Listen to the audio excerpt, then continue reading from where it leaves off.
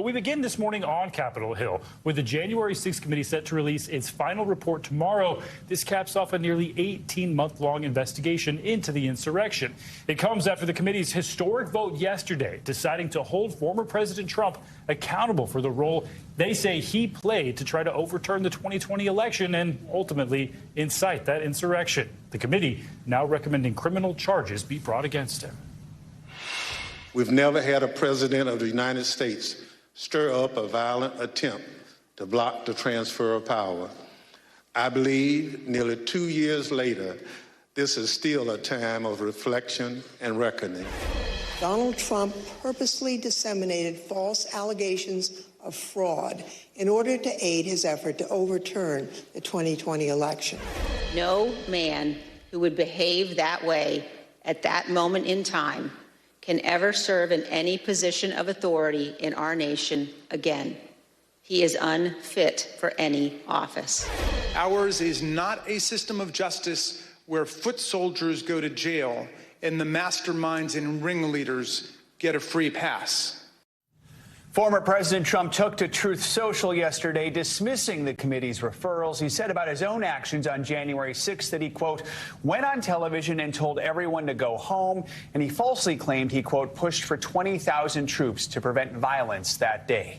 Joining us now for more on yesterday's landmark hearing, NBC News Capitol Hill correspondent Julie Sirkin and NBC News legal analyst Danny Savalos. Julie, let's start with you. Talk about the bigger picture here. What were the major takeaways from yesterday's hearing? Yeah, good morning, guys. Look, this was the committee's final act, if you will. They were meeting to issue these criminal referrals. They separated yesterday's meeting from the meeting, from another meeting that they had planned originally to include releasing the final report and voting on these criminal referrals. They separated them just to make a mark and underscore what they thought former President Trump really was responsible for on January 6th. And they did do that, by showing the public a compilation of their 18 months of work, including all of those witnesses they heard from, the thousands and thousands of pages of documents and evidence that they were presented, and the committee yesterday doing an effective job of showing that all in a short compilation and reminding the public just why they were voting and meeting to hold the former president in contempt. They issued 4 counts of criminal contempt, including obstruction and incitement of the insurrection. That, of course, will be up to the Department of Justice to take on. But as they conclude this year in investigation,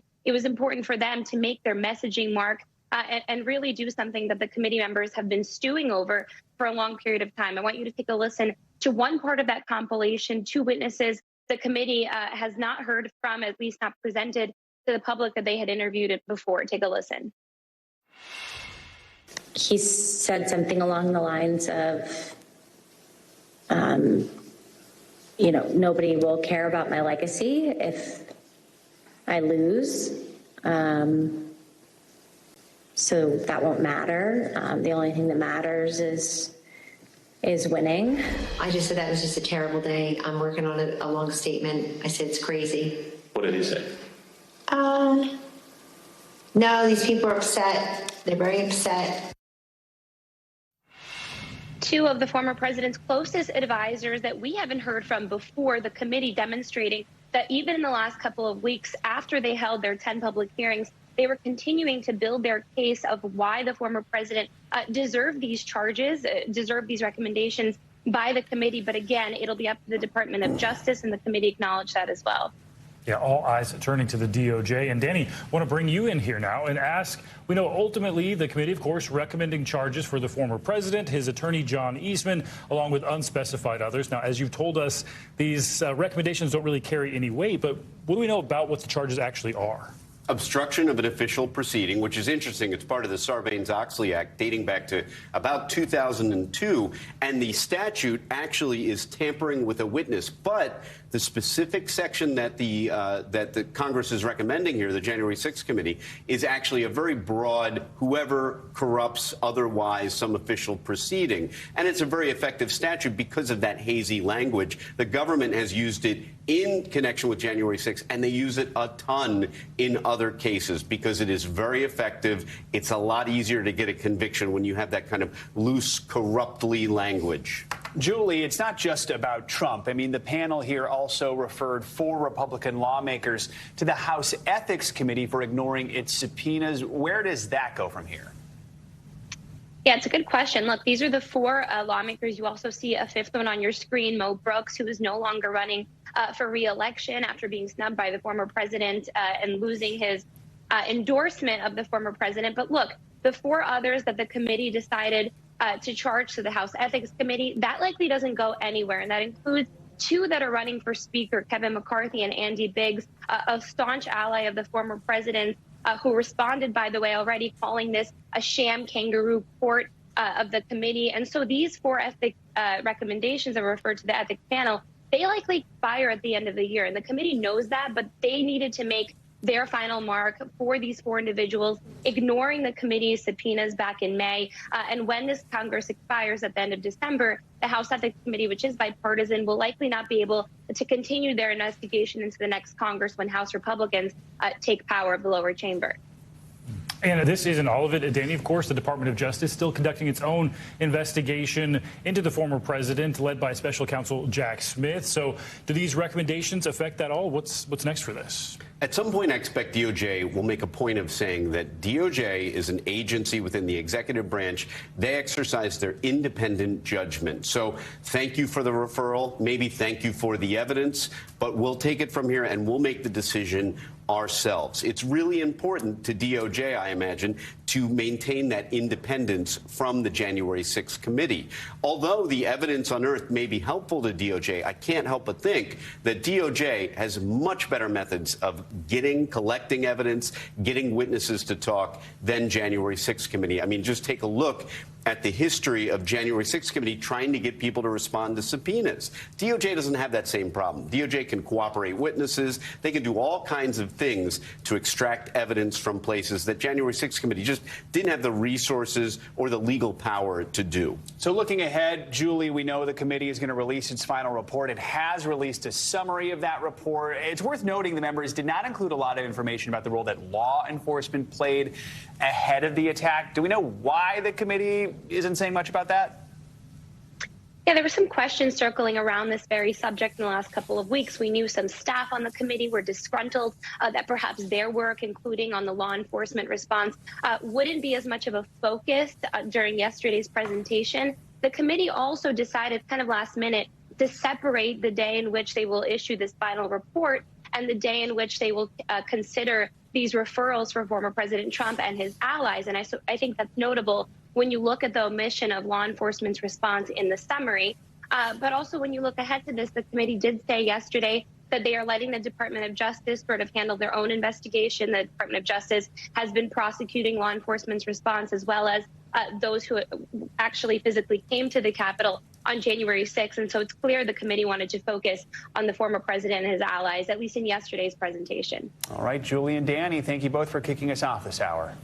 All right, for more analysis on that final hearing, let's bring in NBC News White House correspondent Mike Memoli. Mike, good morning to you. So do we know how much attention President Biden actually paid to Monday's hearing, or was he given updates during this? And remind us what he said about these previous hearings.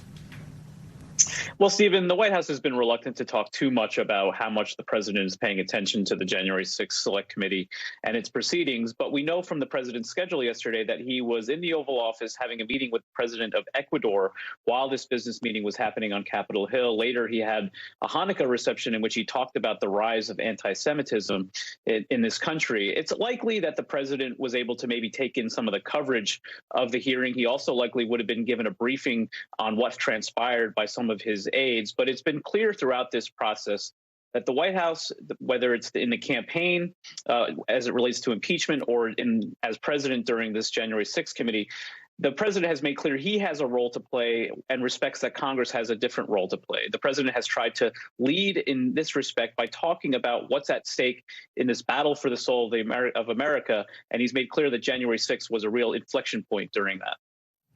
And Mike, we know the recommendation that a former president be charged with a crime is unprecedented. So if the DOJ actually decides to formally bring charges against Trump, what kind of role could the current White House actually play here?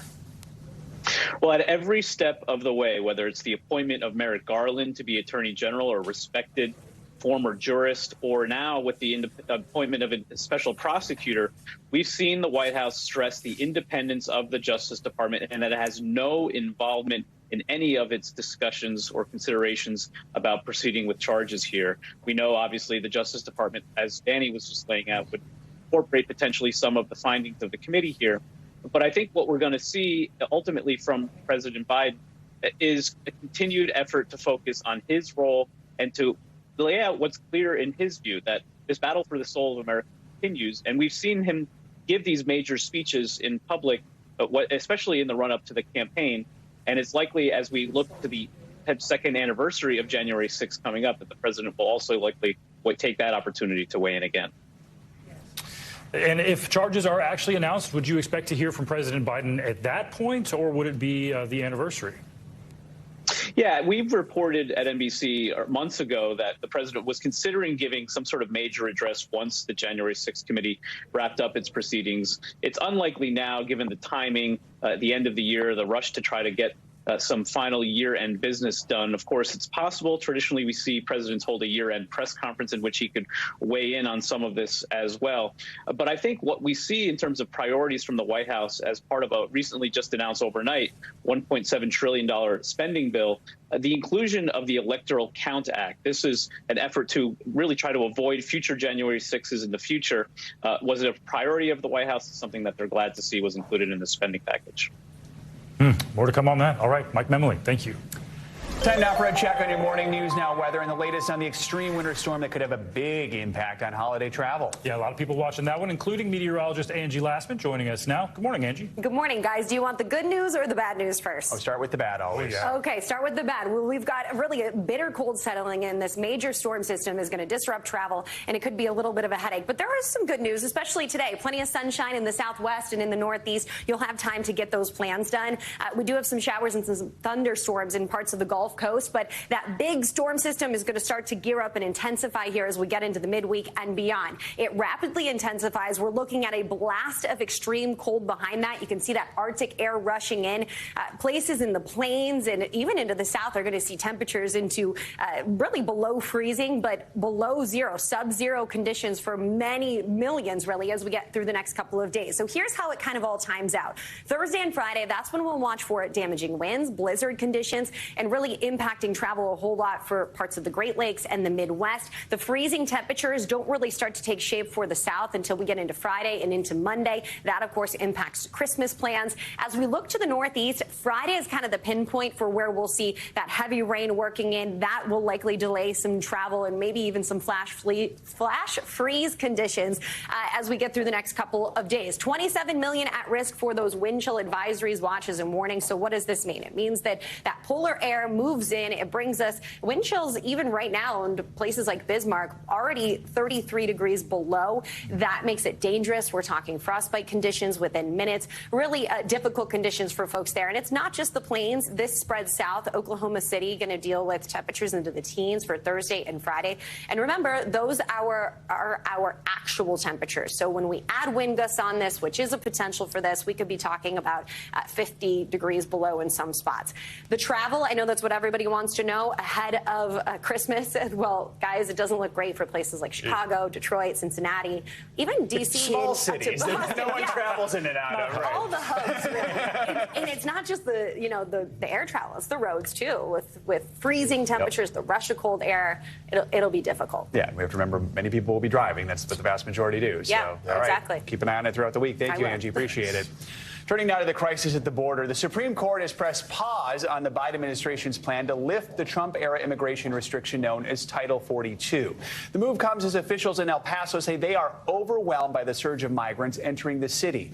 NBC News correspondent Morgan Chesky has the latest.